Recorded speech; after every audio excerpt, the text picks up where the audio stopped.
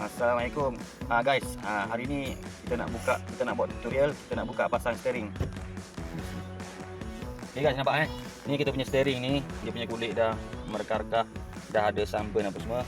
Okay, kita nak buka, kita nak hantar pergi balut baru. Tapi sementara tu kita nak ganti dengan steering lain lah. Kita tukar selera kejap. Okay guys, jom bantu saya buka steering ni. Okay, steering ni dia panggil 3 spoke. 1, 2, 3 batang. So nak buka steering ni kita kena buka spender dia. Ni spender, buka spender. Buka dia punya button horn. Kat dalam ni ada skru. Skru ni buka, lepas tu kita dah boleh buka steering. Okey, jom. Nak mudahkan kita buka skru ni, kita kena positionkan steering ni dekat steering lock. Baru kita senang kita nak pusing. Okey, alhamdulillah steering kita dah buka. So, kita nak ganti dengan steering kayu.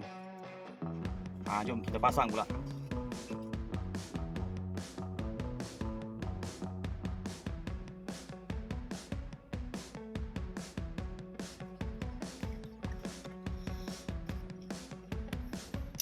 Okey, alhamdulillah kita dah pasang steering baru, steering kayu, walnut steering, nadi 4 spoke.